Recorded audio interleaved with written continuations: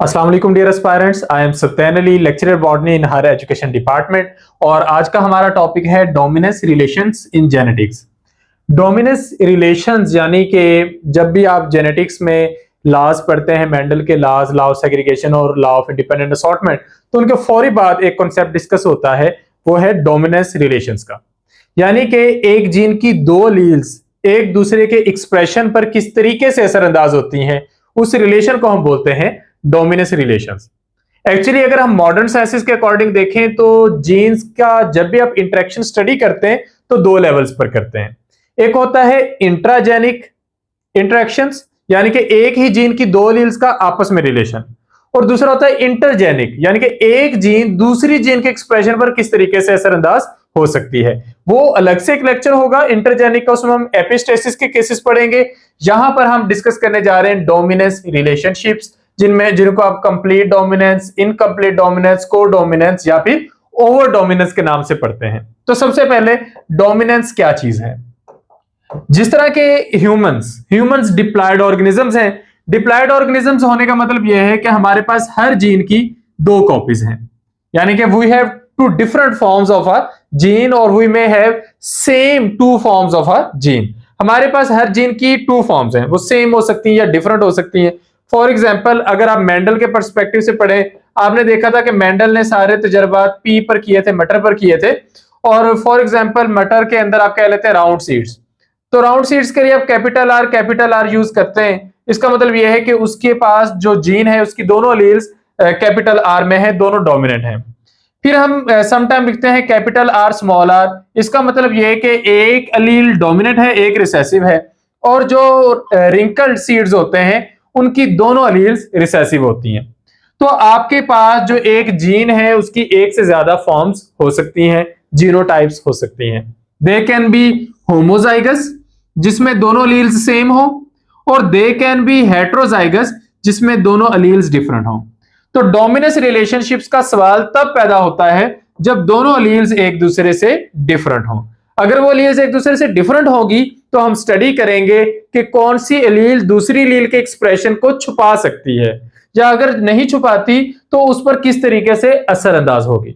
तो ये सारे कॉन्सेप्ट्स हम लेकर चलेंगे। तो अब हम क्या पढ़ने जा रहे हैं, हम ये स्टडी करने जा रहे हैं कि कैसे एक लील दूसरी लील के एक्सप्रेशन पर असरअंदाज होती है, और इसको हम स्टडी करेंगे हेट्रोजाइगोट जीनोटाइप के पर्सपेक्टिव में। अब यहां पर कुछ इंपॉर्टेंट टर्म्स हैं जिनको देखकर चलना जरूरी है। पहली टर्म है लोकस। लोकस क्या है, किसी भी क्रोमोसोम पर किसी भी जीन की पोजीशन को लोकस बोलते हैं। यानी कि अब जिस तरह ये डिप्लॉयड ऑर्गेनिजम्स होते हैं तो हम इनका इस तरह एक क्रोमोसोम बनाते हैं जिसके दो क्रोमैटिड है। तो हर एक क्रोमैटिड जो है वो फादर की तरफ से आ गया, एक मदर की तरफ से आ गया। तो अगर यहां पर एक अलील है तो उसकी पार्टनर अलील दूसरे क्रोमैटिड पर भी मौजूद होगी, और ये लोकेशन जो होगी, ये जो पोजीशन होगी, ये उस जीन का लोकस कहलाएगी। तो ये पहला कॉन्सेप्ट है कि लोकस क्या है। तो अब होता यह है कि एक लोकस पर जो अलील्स मौजूद होती हैं वो सेम टाइप की हो सकती हैं या डिफरेंट फॉर्म्स की हो सकती हैं। तो डिप्लॉयड ऑर्गेनिजम्स के अंदर होमोजाइगस कंडीशन भी देखने को मिलती है, तो दोनों पेरेंट्स से जो अलील्स आई हैं वो सेम है, या फिर हेट्रोजाइगस कंडीशन देखने को मिल सकती है। और जब हेट्रोजाइगस कंडीशन को हम डिस्कस करेंगे तो फौरी तौर पर डोमिनेंस आ जाएगा। So what is dominance? It is relationship between two alleles of same gene. Main concept यहां पर एग्जिस्ट करता है कि एक ही जीन की दो अलील्स का हमने रिलेशनशिप स्टडी करना है। किस कंडीशन में? हेट्रोजाइगस कंडीशन में। और उसमें हमने देखना है कि वो अलील्स किस तरीके से अपने आप को एक्सप्रेस कर सकती हैं। यहां पर एक अहम बात है कि डोमिनेंस का मतलब ये होता है कि ये किसी भी हेट्रोजाइगोट के अंदर एक तो ये है कि हम समझते हैं कि कौन सी अलील जो है वो ज्यादा स्ट्रॉन्गर या हेल्दियर है, ये वाला कॉन्सेप्ट उतना एग्जिस्ट नहीं करता। It doesn't tell you which allele is more common, more ancient, more healthier, more stronger, ये चीज नहीं बताएगा। हो सकता है कि वो अलील उतनी कॉमन ना हो, उतनी फायदेमंद ना हो, उतनी आपके लिए हेल्दियर साबित ना हो, लेकिन उसका एक्सप्रेशन दूसरी अलील पर डोमिनेट कर जाए, ऐसा पॉसिबल हो सकता है। तो सबसे पहले जीन क्या है? हमारे डीएनए का वो यूनिट जो किसी एक कैरेक्टर के लिए कोड कर रहा है या फिर जो एक स्पेसिफिक पॉलीपेप्टाइड चेन बनाता है। उसकी जो अल्टरनेटिव फॉर्म्स होंगी उनको हम अलील्स कहेंगे। वो अलील्स एक जैसी हुई तो होमोजाइगस, और अगर डिफरेंट हुई तो हेट्रोजाइगस कहलाएंगी। इसके बाद ऐसी एलील जो दूसरी एलील के एक्सप्रेशन को छुपा सकती है उसको डोमिनेंट एलील बोलेंगे, और जिसका एक्सप्रेशन छुप जाता है उसको हम रिसेसिव एलील का नाम देंगे। और फिर आ जाती है फिनोटाइप और जीनोटाइप। एक कैरेक्टर के लिए जो फॉर्म्स आपको दिखाई देती हैं, जिस तरह seed can be round, seed can be wrinkle, humans can be tall, humans can be dwarf, ये कंडीशंस कहलाती हैं फिनोटाइप। जीनोटाइप क्या होते हैं कि उसके पीछे जो जेनेटिक कोड है वो क्या है, जेनेटिक कोड यानी कि जीन मेकअप, एक्चुअली हमें एग्जैक्ट टर्म यूज करनी चाहिए। तो राउंड के लिए कैपिटल आर एक जीनोटाइप है, या फिर कैपिटल आर स्मॉल आर एक जीनोटाइप है। इसी तरह रिंकल के लिए स्मॉल आर हमारे पास क्या है, जीनोटाइप्स है। तो ये हमारे पास चीज होगी कि डोमिनेंस को हम कैसे पढ़ेंगे। अब हम डोमिनेंस का सबसे पहला केस देखते हैं, दैट इज कंप्लीट डोमिनेंस। ऐसे कैरेक्टर्स जिसमें दो लील्स डिफरेंट हो और एक लील का एक्सप्रेशन दूसरी लील के एक्सप्रेशन को मुकम्मल तौर पर छुपा दे, उसे हम कहते हैं कंप्लीट डोमिनेंस। यानी कि जिसमें एक अलील का कैरेक्टर आपको कंप्लीटली ऑब्जर्वेबल हो, आप उसे देख सकें, और दूसरा बिल्कुल भी ऑब्जर्वेबल ना हो। अब इसको हम एक तो स्टैंडर्ड फॉर्म में ले आते हैं। हम कहते हैं for example capital A dominant allele है, रिसेसिव ए स्मॉल एलील है। हम पेरेंटल जनरेशन से शुरू करते हैं, कैपिटल ए क्रॉस स्मॉल है। तो आपके पास जो फर्स्ट फीलियल जनरेशन आ रही है वो सारी की सारी हाइब्रिड आ रही है, कैपिटल ए स्मॉल है।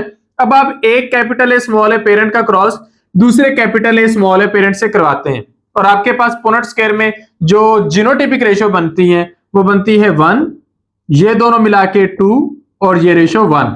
तो 1:2:1 ये हमारे पास जीनोटाइपिक रेशियो है।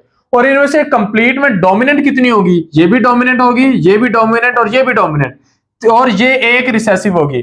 तो 3:1 ये हमारे पास कंडीशन बनेगी डोमिनेंट और रिसेसिव की। अब हम इसको एग्जांपल के जरिए समझते हैं।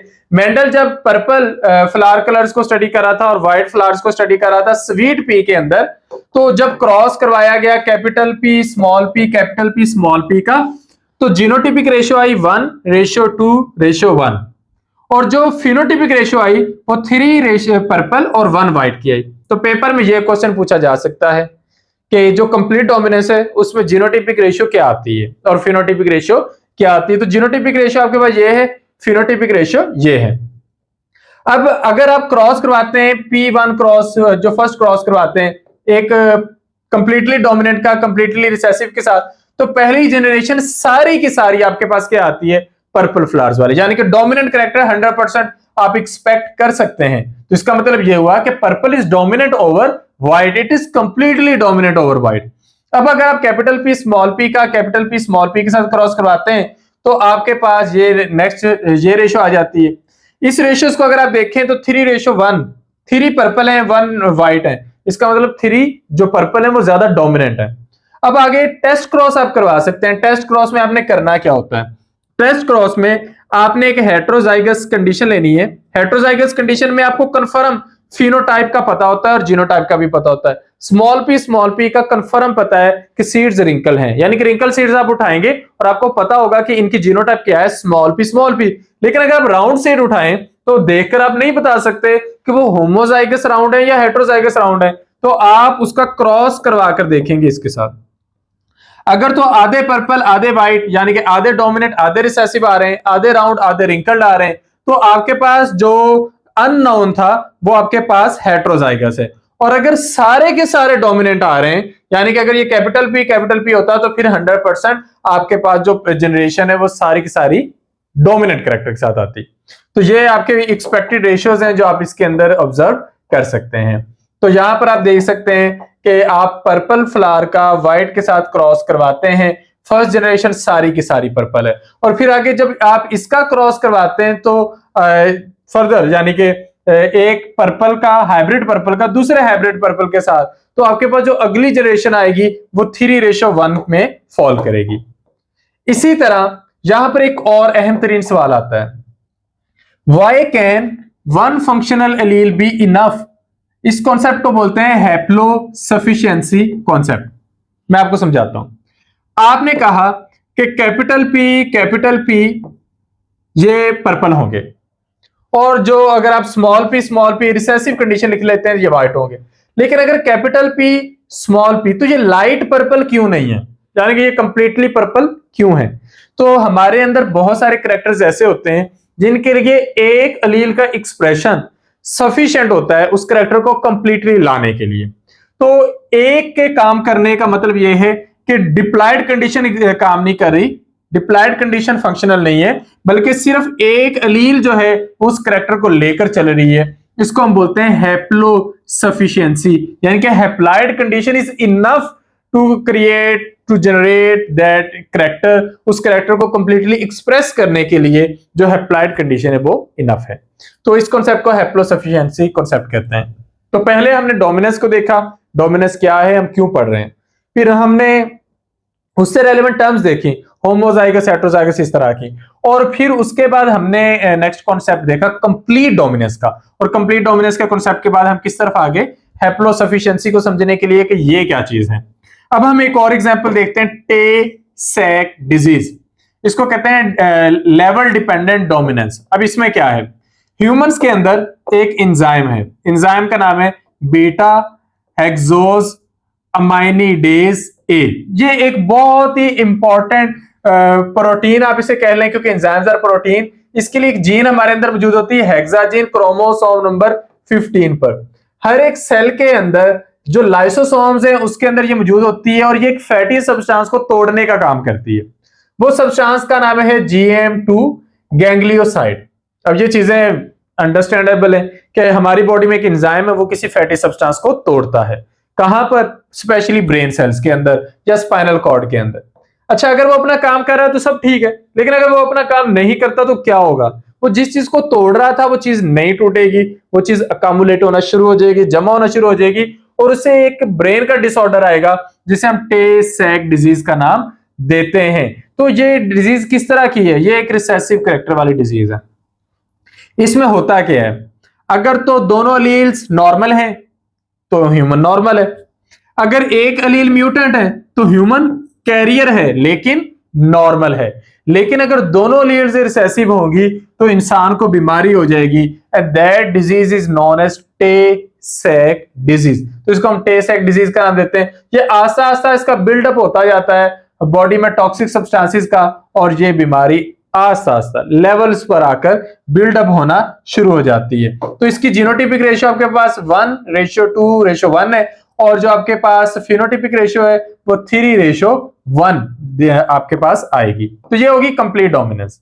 कंप्लीट डोमिनेंस के बाद जब आप इसी तरह कैरेक्टर्स को स्टडी करते जाएंगे, आपके पास कोई एक कैरेक्टर ऐसा आ जाएगा जिसमें अगर आप दो वाइल्ड कैरेक्टर्स का क्रॉस करवाते हैं तो जो हाइब्रिड कैरेक्टर बनेगा वो दोनों पेरेंट जैसा नहीं होगा, वो दोनों की एक इंटरमीडिएट कंडीशन होगा। इसको हम बोलते हैं इनकम्प्लीट डोमिनेंस। इनकम्प्लीट डोमिनेंस की सबसे कॉमन एग्जांपल आपने पढ़ी है कि अगर आप कुछ पौधे ऐसे हैं कि उनके अंदर आप रेड और व्हाइट फ्लावर का क्रॉस करवा दें तो जो फर्स्ट जनरेशन आती है वो रेड और व्हाइट दोनों ही नहीं होती, बल्कि वो पिंक होती है। तो इस तरह की जो कंडीशन होगी, रेड और व्हाइट दोनों के मिलने से पिंक का बन जाना, ये आपके पास होती है इनकम्प्लीट डोमिनेंस। अब इनकम्प्लीट डोमिनेंस में क्या होता है कि जीनोटिपिक रेशियो भी 1:2:1 होती है, और फिनोटिपिक रेशियो भी सेम 1:2:1 ही होती है। कंप्लीट डोमिनेंस में फिनोटिपिक रेशियो 3:1 थी, लेकिन यहां पर क्या है 1:2:1। इसकी एग्जांपल है स्नेप ड्रैगन का फ्लावर कलर। ये एक पौधा है स्नेप ड्रैगन।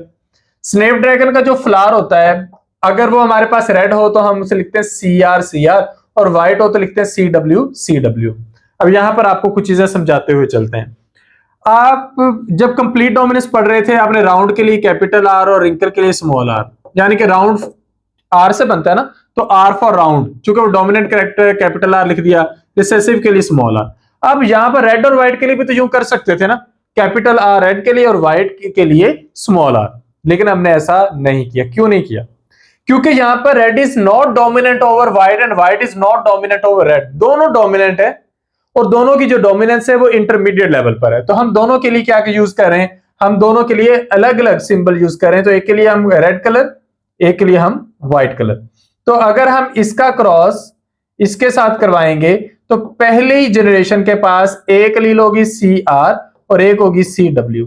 अब अगर ये डोमिनेंट होता तो फ्लावर्स रेड होते, और अगर ये डोमिनेंट होता तो फ्लावर्स व्हाइट। लेकिन इन दोनों के क्रॉस से यानी कि इन दोनों को जब आप क्रॉस करवाएंगे तो आपके पास जो पहली जनरेशन आएगी वो रेड और व्हाइट दोनों नहीं बल्कि उसके फ्लावर्स पिंक होंगे। यानी कि इसने भी अपने आप को एक्सप्रेस किया है, इसने भी अपने आप को एक्सप्रेस किया है, और दोनों की जो अलील्स हैं वो काम करती हैं, फंक्शनल हैं, और जो फिनोटाइपिक करैक्टर आ रहा है वो दोनों का इंटरमीडिएट है। ना तो रेड आ रहा है ना ही वो व्हाइट आ रहा है, बल्कि वो दोनों की इंटरमीडिएट कंडीशन आ रही है। तो उसमें हमारे पास क्या है कि पिगमेंट प्रोडक्शन हुई है, लेकिन it is lower than red but it is greater than white. तो व्हाइट से ग्रेटर है, रेड से लोअर है, तो ये कंडीशन आपके पास कहलाती है इनकम्प्लीट डोमिनेंस। अब इसमें अगर आप इसका क्रॉस करवा दें CR-CW का दूसरे पेरेंट के साथ जो इसी तरह हाइब्रिड हो, तो आपके पास जो कैरेक्टर बनेंगे वो होंगे रेड, यहां पर पिंक, यहां पर पिंक, और यहां पर व्हाइट। तो red flowers, pink flowers and white flowers. तो ये एक कॉन्सेप्ट होगा। अब इसको हम फर्दर देखते हैं। ये आपके पास आ गया। अगर आप इनका क्रॉस करवाएंगे तो 1:2:1, एक रेड है, दो पिंक है, एक व्हाइट है। फिनोटिपिक रेशियो भी यही है, जीनोटिपिक रेशियो। अब मैं आप लोगों को पजल करने के लिए ये क्वेश्चन कई तरीके से पूछ सकता हूं। क्वेश्चन कैन बी के tell me about dominance relationship in which phenotypic ratio and genotypic ratio is similar in F1 generation। तो वो सेम कह लूं या सिमिलर कह लूं तो ये हमारा आंसर आ जाएगा। अच्छा, इसके बाद इनकम्प्लीट डोमिनेंस का सेकंड केस आप देखते हैं, मिराबिलस जलापा। पेपर में क्वेश्चन इस तरीके से पूछा जा सकता है कि आपको किसी करैक्टर का हवाला देकर पूछा जा सकता है कि बताएं ये किसकी एग्जांपल है, कंप्लीट की या इनकम्प्लीट की, या को डोमिनेंस की या ओवर डोमिनेंस की। तो मैक्सिमम एग्जांपल्स का आपको पता होना जरूरी है। तो यहां पर जब आप क्रॉस करवाएंगे तो आपके पास वही रेड और व्हाइट के क्रॉस से जो है वो पिंक फ्लावर्स आएंगे, और पिंक से क्रॉस करवाने पर रेड, पिंक और व्हाइट सारे जो कैरेक्टर्स हैं वो आना शुरू हो जाएंगे। इसके बाद इनकम्प्लीट डोमिनेंस का एक केस है हाइपर कोलेस्ट्रोलीमिया, के ह्यूमन आर्टरीज के अंदर कोलेस्ट्रॉल का ज्यादा हो जाना, उसे हम बोलते हैं हाइपर कोलेस्ट्रोलीमिया। जो लो डेंसिटी लिपिड्स होते हैं उनकी एग्जिस्टेंस ज्यादा हो जाती है, आर्टरीज के अंदर प्लेक बनना शुरू हो जाते हैं। तो जो नॉर्मल है, ऐसे ऑर्गेनिजम्स, ऐसे ह्यूमंस जिनके अंदर ये इसको लिपिड्स को डील करने के लिए रिसेप्टर सेल्स मौजूद हैं लीवर सेल्स पे, क्योंकि लीवर का काम ज्यादा होता है कोलेस्ट्रॉल को मैनेज करने का। तो अगर लीवर सेल्स के पास इनके रिसेप्टर्स मौजूद हैं तो लीवर सेल्स इनको लगातार मैनेज करते जाएंगे। लेकिन अगर वो रिसेप्टर्स कम हो जाएंगे तो थोड़ा कम मैनेज करेंगे तो आर्टरीज के अंदर आपको छोटे छोटे प्लेक दिखाई देना शुरू हो जाएंगे, और अगर बिल्कुल ही कम हो जाएंगे तो आर्टरीज अच्छी खासी अंदर से ब्लॉक होना शुरू हो जाएंगी। तो इंटरमीडिएट कंडीशन क्या बन रही है, ना तो कंप्लीटली साफ है ना ही कंप्लीटली ब्लॉक्ड है, बल्कि एक दरमियानी सी कंडीशन है जिसमें कुछ ना कुछ प्लेक बन चुका है। तो ह्यूमंस के अंदर जो हाइपर कोलेस्ट्रोलीमिया का केस है, ये किसकी एग्जांपल है, इनकम्प्लीट डोमिनेंस के। तो अब यहां पर हो क्या रहा है, बायोलॉजिकल बायोकेमिकली हम इसको कैसे एक्सप्लेन कर सकते हैं इनकम्प्लीट डोमिनेंस को। आपने पहली एग्जांपल पिगमेंट की देखी कि जो प्रोडक्ट की डोजेज है वो होमोजाइगोट्स के अंदर एक के अंदर बहुत ज्यादा है, दूसरे के अंदर या तो नहीं है या ना होने के बराबर है, लेकिन जो हेटेरोजाइगोट है उसके अंदर इंटरमीडिएट आ गई। या फिर पिगमेंट का पहुंचना, पिगमेंट जो है वो एक्सप्रेस हुआ है या नहीं, बनने के बाद पिगमेंट का एक्सप्रेस होना बड़ा मैटर करता है। तो अगर होमोजाइगोट 1 हुआ तो डार्क कलर, अगर होमोजाइगोट 2 हुआ तो कोई कलर नहीं, और अगर हेटेरोजाइगोट हुआ तो इंटरमीडिएट कंडीशन। रिसेप्टर डोजेज की अगर हम बात करें, हमने अभी ये हाइपर कोलेस्ट्रोलीमिया का केस देखा, रिसेप्टर बहुत ज्यादा काम कर रहे हैं अगर बिल्कुल नॉर्मल कंडीशन है।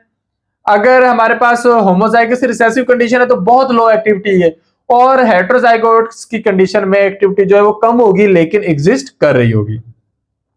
तो ये हमारे पास केसेस थे इनकम्प्लीट डोमिनेंस के।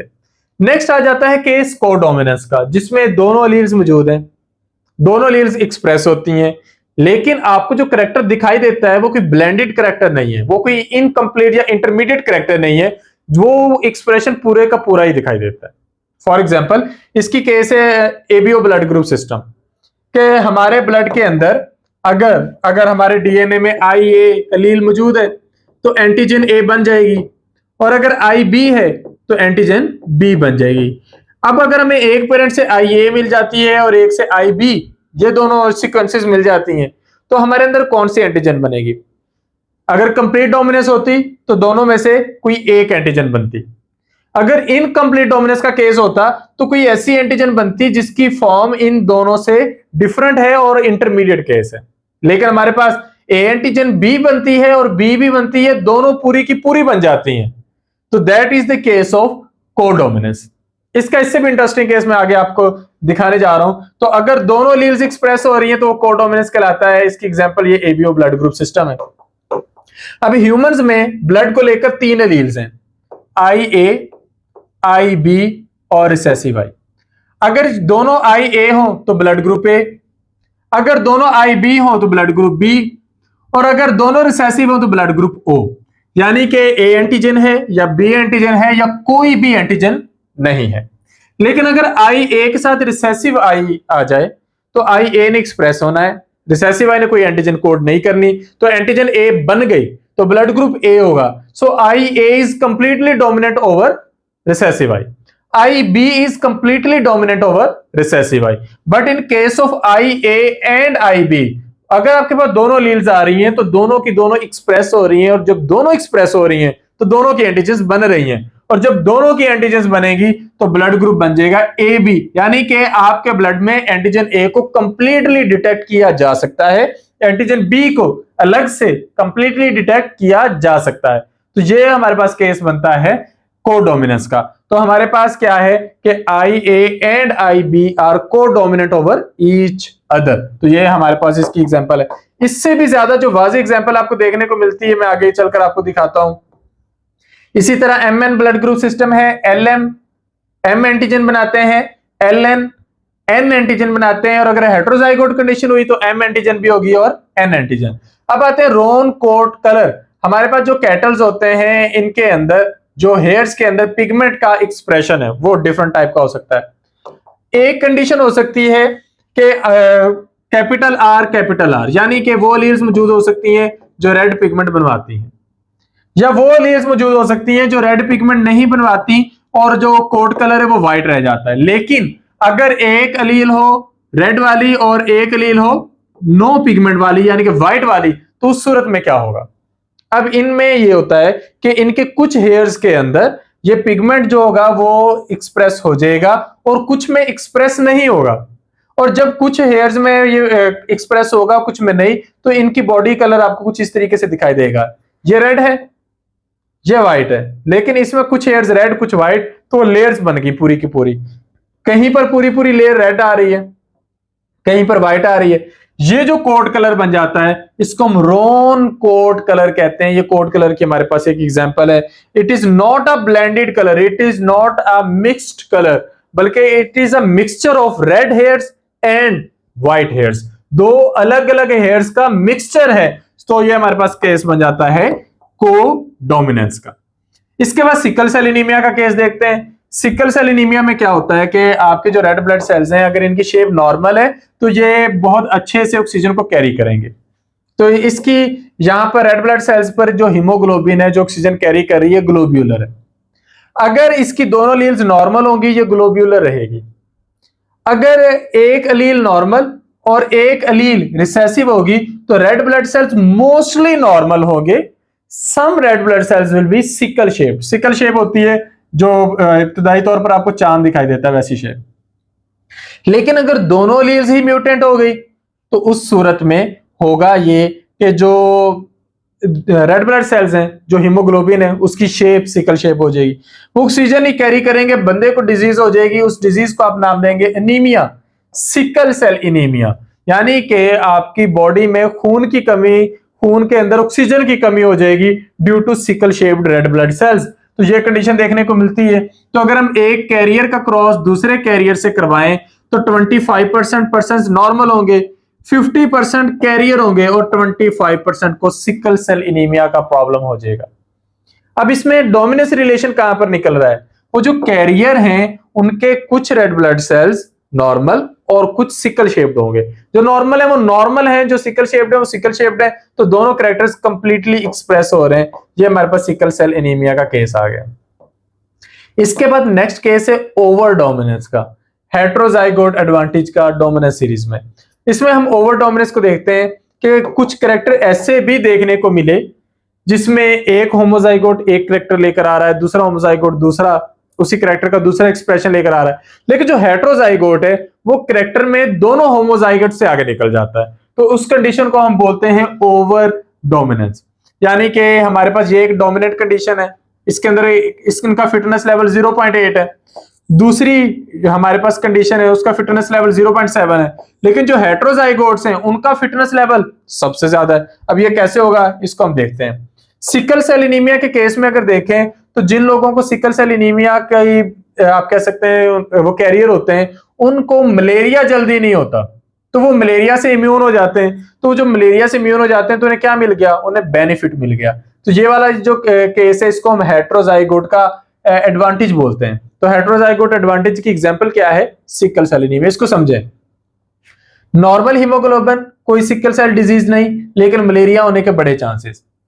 अगर सिकल सेल डिजीज है तो बहुत एनीमिया होगा, मलेरिया चाहे नहीं भी हो रहा लेकिन वो बंदा सिकल सेल एनीमिया से मर जाएगा। लेकिन अगर सिकल सेल ट्रेट है लेकिन मोस्टली हेल्दी है तो मलेरिया के लिए अगेंस्ट रेजिस्टेंस आ जाएगी, तो इसलिए ऐसे पर्सन के सर्वाइव करने के चांसेस बढ़ जाते हैं। तो हेटेरोजाइगोट को क्या मिल गया, एडवांटेज मिल गया। तो ये हेटेरोजाइगोट एडवांटेज की हमारे पास एग्जांपल है। अब हम इसको जरा वो ओवर डोमिनेंस वाले खाते में लेकर जाते हैं। ओवर डोमिनेंस का जो रिलेशनशिप है वो आप कुछ यूं पढ़ लें। अब ड्रोसोफिला को पढ़ते हैं। ड्रोसोफिला के अंदर जो वाइल्ड टाइप ड्रोसोफिला है उनका आइस कलर होता है रेड, और जो म्यूटेंट ड्रोसोफिला है उनका आइस कलर होता है व्हाइट। लेकिन ऐसे ड्रोसोफिला जिनके पास एक डोमिनेंट एलील है, एक रिसेसिव एलील है, अब उनके पास क्या होगा। अब हम यहां पर लिखकर देखते हैं। हम कहते हैं कि जो ड्रोसोफिला है हम उसके लिए आइस कलर हम ई लिख लेते हैं। हम कहते हैं W+ रेड के लिए और W व्हाइट के लिए। इंसेक्ट्स में यह किया जाता है कि जो रिसेसिव कैरेक्टर है हम उसका सिंबल यूज करते हैं और जो डोमिनेंट है उसके साथ प्लस लगा देते हैं। तो EW+ यानी कि रेड आइस कलर और EW व्हाइट आइस कलर। लेकिन अगर हमारे पास कंडीशन हो कि एक EW+ और एक EW, तो ऐसे ड्रोसोफिला का आइस कलर ज्यादा रेड हो जाता है एज कंपेयर टू होमोजाइगोट। तो उस कंडीशन को हम बोलते हैं ओवर डोमिनेंस, यानी कि वो एक्सप्रेशन में ज्यादा आगे निकल गया। मजीद आगे देखते हैं। डोमिनेंस में एक चीज मल्टीपल एलील्स की है, इस पर हम अलग से भी लेक्चर बनाएंगे, एबीओ ब्लड ग्रुप सिस्टम को डिस्कस कर लेंगे। डोमिनेंस को डिस्कस करते हैं। रैबिट्स के अंदर एक चीज देखी गई कि रैबिट्स के अंदर, बल्कि ये मल्टीपल एलील्स की भी एग्जांपल है, रैबिट के अंदर क्या है कि एक जीन की एक से ज्यादा पॉसिबल फॉर्म्स हो सकती हैं। मिसाल के तौर पर हम ह्यूमंस की एग्जांपल पहले ले लेते हैं, फिर ये रैबिट की तरफ आते हैं। ह्यूमन डिप्लॉयड है, उनके पास IA, IB और रिसेसिव आई में से कोई से दो होंगे, या दोनों IA होंगे, या दोनों IB, या दोनों रिसेसिव आई, या फिर इनमें से कोई से दो होंगे। तो ह्यूमंस के अंदर एट अ टाइम इस जीन की दो एलील्स हैं, लेकिन ह्यूमन पॉपुलेशन में तीनों एलील्स एग्जिस्ट करती हैं। इसी तरह रैबिट के अंदर एट ए टाइम दो एलील्स मौजूद हैं, लेकिन रैबिट के अंदर 4 तरह की एलील्स एग्जिस्ट करती हैं। एक फुल कोट कलर प्रोवाइड करती है, एक चिंचिला कोट कलर प्रोवाइड करती है, एक हिमालयन कोट कलर प्रोवाइड करती है और एक albino. Full colour is dominant over chinchilla, chinchilla is dominant over Himalayan, and Himalayan coat is dominant over albino. यानी कि जो कंप्लीटली व्हाइट है ये सबसे रिसेसिव है, ये सबसे कम देखने को मिलता है।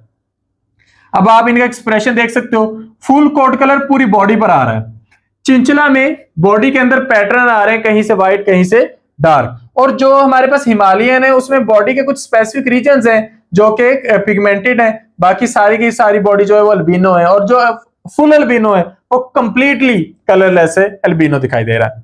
अब कंडीशन यहां पर क्या बनती है, कैपिटल C के साथ कुछ भी लिख दो, ये कोट कलर क्या आएगा, फुल कोट कलर। लेकिन चिंचिला होने के लिए साथ चिंचिला या हिमालयन या अल्बिनो होना चाहिए। अगर ये लग गया तो कोट कलर क्या हो जाएगा, वापस वाइल्ड या नॉर्मल हो जाएगा। तो 3 कंडीशन पॉसिबल है, चिंचिला अलील के साथ चिंचिला अलील हो, या चिंचिला अलील के साथ हिमालयन अलील हो, या चिंचिला अलील के साथ अल्बिनो। अच्छा, तीसरा है हिमालयन। हिमालयन सिर्फ अल्बिनो पर डोमिनेट है, तो दोनों हिमालयन एलील्स होगी, या एक हिमालयन और एक अल्बिनो एलील होगी। और एल्बिनो के लिए एक ही पॉसिबल केस है कि दोनों एलील्स हमारे पास रिसेसिव हो। So that is the case of rabbit coat colour. तो जो रैबिट कोट कलर होता है उसके डोमिनेंस की ये इस तरह पूरी चेन बन जाती है, ये सीरीज बन जाती है। तो हमारे पास फुल कोट कलर के लिए एक कैपिटल C का होना जरूरी है, चिंचला के लिए एक चिंचला का होना जरूरी है लेकिन फुल साथ ना हो, हिमालयन के लिए हिमालयन होना जरूरी है लेकिन साथ फुल कोट कलर या चिंचला ना हो, और अल्बिनो के लिए दोनों का रिसेसिव होना जरूरी है। तो ये हमारे पास केसेस बन जाते हैं। इन सारी चीजों में एक स्पेशल केस देखने को मिला, वो था लीथल होमोजाइगस कॉम्बिनेशन। ये भी देखने को मिला कि अगर कुछ ऑर्गेनिजम्स के अंदर म्यूटेंट एलील रिसेसिव फॉर्म में आ जाए तो ऑर्गेनिज्म सर्वाइव ही नहीं करता। यानी कि दोनों नॉर्मल एलील्स हैं, ऑर्गेनिज्म फुल हेल्दी है। एक नॉर्मल है, एक म्यूटेंट है, उस पर असरात हैं लेकिन वो सर्वाइव कर गया। लेकिन अगर दोनों रिसेसिव एलील्स आ गई तो सर्वाइव नहीं कर सकता, यानी कि जिंदा ही नहीं रहता। इसको हम लीथल एलील्स का कॉन्सेप्ट बोलते हैं। ये आपने अलग से पढ़ना है, ये क्या होता है। इसकी एक एग्जांपल है अकॉन्ड्रोप्लासिया। अकॉन्ड्रोप्लासिया में क्या होता है कि आपके का जो ह्यूमन बेबी होता है उसकी बॉडी में पैदाइश के वक्त कार्टिलेज ज्यादा होता है और बाय टाइम उसने आस्ता आस्ता बोन में चेंज होना होता है। लेकिन इस डिजीज में ये होता है कि कार्टिलेज जो है वो बोन में कन्वर्ट नहीं हो पाता क्योंकि उसकी एलील्स क्या हो गई हैं, म्यूटेंट हो गई हैं। अब जब एलील्स म्यूटेंट होगी तो क्या होगा उसको हम देखते हैं। अब यहां पर हम कहते हैं कि अगर तो दोनों कैपिटल ए है तो नॉर्मल है, एक स्मॉल है दूसरा भी स्मॉल है, रिसेसिव है, ये बचेगा ही नहीं। और अगर कैपिटल ए स्मॉल ए है तो उसके अंदर असरात मौजूद होंगे। वो कैसे होंगे, वो कुछ इस तरीके से आप देखें। सबसे पहले अकॉन्ड्रोप्लासिया में होना क्या है, स्केलेटल डिसऑर्डर है। इसमें क्या है, it is a gain of function mutation in gene. इसमें क्या होता है, डिवार्फिज्म, कद छोटा, और लीथल होता है अगर होमोजाइगस हो। तो अगर नॉर्मल है तो टोटली नॉर्मल है, हेट्रोजाइगस है तो जिंदा है लेकिन असरात मौजूद हैं, और अगर होमोजाइगस है तो मिसकैरेज हो जाएगा, वो बच्चा सर्वाइव ही नहीं करेगा। कैसे सर्वाइव नहीं करेगा, इसमें यूं होगा कि फॉर एग्जांपल अगर स्केलेटल डेवलपमेंट नॉर्मल होगी तो ऑर्गेनिज्म बिल्कुल फिट है। डिवार्फ कंडीशंस में स्केलेटल डेवलपमेंट नॉर्मल नहीं हुई लेकिन वो ऑर्गेनिज्म बच गया। लेकिन अगर स्केलेटल जो आपके पास कार्टिलेज है वो कन्वर्ट ही नहीं हो पाया बोन्स में, तो कई तरह की प्रॉब्लम्स आएंगी और उसकी वजह से ऑर्गेनिज्म बचेगा ही नहीं। तो इसमें फिर होता क्या है कि जब आप इसकी फिनोटिपिक रेशियो निकालते हो तो वो बनती है 1:1, यानी कि एक नॉर्मल है और रेशो 2, और ये जो सर्वाइव नहीं करेगा ये मौजूद ही नहीं होगा, ये एग्जिस्ट नहीं करेगा। और अगर आप इसकी जीनोटिपिक रेशियो निकालेंगे तो उसमें भी चूंकि ये सर्वाइव नहीं कर रहा तो जो बाकी बच्चे हैं वो 1:2। आप इसको 2:1 लिखना चाहें या 1:2 लिखना चाहें, ये आपके पास रेशियो आती है लीथल केसेस में, यानी कि एलील्स का लीथल केस। इसकी एक और एग्जांपल है जो कि माइस के अंदर देखने को मिलती है, चूहों के अंदर देखने को मिलती है। इसमें क्या होता है कि अगर दोनों एलील्स डोमिनेंट हो तो चूहा सर्वाइव नहीं करता। तो इसमें कैपिटल वाई जो है वो येलो कोट कलर के लिए है और स्मॉल वाई अगूटी यानी कि ब्राउनिश सा कोट कलर होता है। तो अगर स्मॉल वाई दोनों रिसेसिव एलील्स हैं, चूहे जिंदा होंगे। अगर एक कैपिटल वाई एक स्मॉल वाई है तो चूहे जिंदा होंगे लेकिन कोट कलर क्या होगा, येलो होगा। लेकिन अगर एक कैपिटल वाई दूसरा भी कैपिटल वाई तो ये एम्ब्रियोनिक लेवल पर ही इनकी डेथ हो जाएगी ऐसे चूहों को। इस केस को हम बोलते हैं लीथल एलील्स। और ये जो कैरेक्टर है ये इनके अंदर किन की तरफ से आता है, फादर की तरफ से ये मोस्टली देखने को मिलता है। वैसे तो ये इनके अंदर फादर मदर दोनों की तरफ से है। तो यहां पर कोट कलर का ताल्लुक किसके साथ बन गया, उसकी जिंदा रहने की सलाहियत के साथ। So this is the case of lethal alleles. तो ये हमारे पास केसेस थे डोमिनेंस के। इसमें हमने लीथल एलील्स का एक इजाफी केस शामिल किया ताकि आपको एक नई चीज सीखने को मिले। अब इसकी मॉलिक्यूलर बेसिस की बात करें तो इसमें हैप्लोसफिशिएंसी के केसेस देखने को मिलते हैं कि एक एलील भी काफी एक्सप्रेशन लाने के लिए, या हैप्लो इनसफिशिएंसी के केसेस भी देखने को मिलते हैं कि एक एलील काफी नहीं है कैरेक्टर लाने के लिए। तो उस केस में क्या होगा कि जो हेट्रोजाइगोट होगा वो डोमिनेंट जैसा नहीं बल्कि रिसेसिव जैसा होगा। और डोमिनेंट नेगेटिव इफेक्ट्स हमें देखने को मिल सकते हैं। ये सारे केसेस भी हमारे पास है कि कुछ प्रोटीन्स हैं वो एज ए मल्टीमर काम करती हैं, यानी कि उसके काफी सारे यूनिट हैं। अगर कोई एक भी म्यूटेंट आपके पास सब यूनिट उसमें असेंबल हो गया नॉर्मल के साथ तो वो इंटरफेयर करेगा पूरे कॉम्प्लेक्स के साथ। तो उस केस में जो म्यूटेंट होगा, म्यूटेंट की प्रोडक्ट होगी वो डिसरप्ट कर देगी वाइल्ड टाइप प्रोडक्ट को, और जो फंक्शन का फेलियर नहीं होगा लेकिन एक डिफरेंट फंक्शन जो है वो अराइज हो जाएगा। इसके बाद है gain of function. Some time बिल्कुल नए कैरेक्टर देखने को मिलते हैं, वो गेन ऑफ फंक्शन कहलाता है। तो ये भी हमारे पास डोमिनेंस रिलेशनशिप की एक एग्जांपल है। अब कुछ हम क्वेश्चंस को सॉल्व करके देख लेते हैं। In a simple capital A small A capital A small A cross which ratio is expected at the genotypic level. तो जीनोटाइप पर जब आप इसका क्रॉस करवाते हो इसके साथ, तो आपके पास 1 रेशियो में ये आता है, 2 रेशियो में ये आता है और 1 रेशियो में ये आता है। तो 1:2:1, तो आपका करेक्ट आंसर यहां पर बनेगा B. A heterozygote phenotypically identical to dominant is most consistent with। अगर जो हेट्रोजाइगोट है वो डोमिनेंट जैसा है तो ये केस होगा कंप्लीट डोमिनेंस का। तो ये सी वाला आपके पास करेक्ट है। रेड और व्हाइट से अगर F1 में सारे पिंक आते हैं और F2 में रेड पिंक और व्हाइट में 1:2:1 आती है, तो ये आपके पास इनकम्प्लीट डोमिनेंस का केस है। IV blood group system codominance का केस है। Heterozygote showing both M and N antigen, ये भी आपके पास कोडोमिनेंस का केस है। Which statement is correct? Dominant alleles are always common. Always common होना जरूरी नहीं है, ये हमने शुरू में डिस्कस कर लिया था कि जरूरी नहीं कि ये हेल्दियर हो, जरूरी नहीं कि ये स्ट्रॉन्गर हो, जरूरी नहीं कि ये कॉमन हो। रिसेसिव अलील्स डिसअपीयर इन हेट्रोजाइगोट। अलील कहीं डिसअपीयर नहीं होगी। Dominance concerns heterozygote phenotype. Dominance को अगर आपने स्टडी करना है तो आपने तभी स्टडी करना है जब दोनों एलील्स डिफरेंट हो, यानी कि हेट्रोजाइगस कंडीशन हो। तो ये सी आपका करेक्ट आंसर है। और कैपिटल लेटर स्मॉल लेटर्स का डोमिनेंस के साथ कोई डायरेक्ट रिलेशन नहीं है, ये तो हमारी वर्किंग है, हमारा पेपर वर्क है। नेक्स्ट है, one normal allele produces enough enzymes for normal phenotype. अगर एक नॉर्मल अलील काफी एंजाइम बना दे तो उसको हैप्लोसफिशिएंसी कहते हैं, और अगर वो इनसफिशिएंट हो तो उसे हैप्लो इनसफिशिएंसी का नाम देते हैं। A mutant protein interferes with normal protein complex, तो वो नेगेटिव इफेक्ट लेकर आ रही है तो उसे डोमिनेंट नेगेटिव इफेक्ट का नाम देते हैं। The heterozygote is higher fitness, तो ये ओवर डोमिनेंस होगा, तो ये बी वाला आंसर है। Which is an interaction between locus rather than alleles at one locus. जो डिफरेंट अलील्स का या एक जीन की एलील्स का दूसरी जीन के एलील्स के साथ, यानी कि इंटरेक्शन हो एक लोकस और दूसरे लोकस के दरमियान, तो उसको एपिस्टेसिस का नाम देते हैं। इनकम्प्लीट डोमिनेंस में फिनोटाइपिक रेशियो होती है 1:2:1।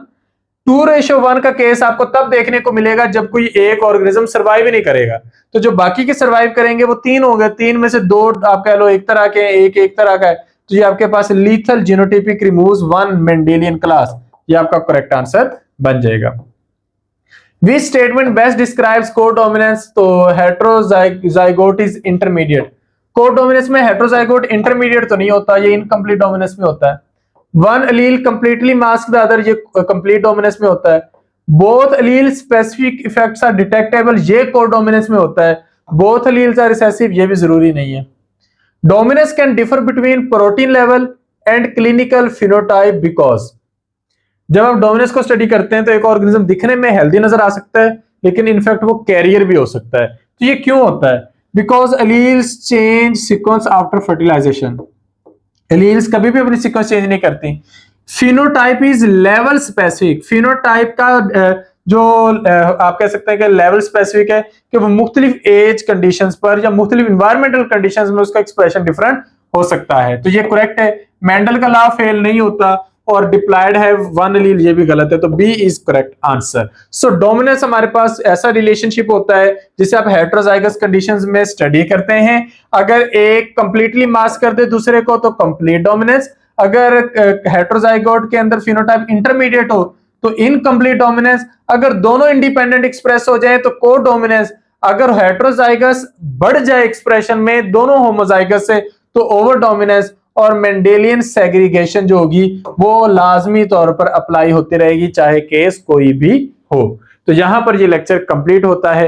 उम्मीद है इससे आपको बहुत कुछ सीखने का मौका मिलेगा। अगर आपका कोई क्वेश्चन हो या फीडबैक हो तो आप कमेंट सेक्शन में दे सकते हैं। Thank you. Allah Hafiz.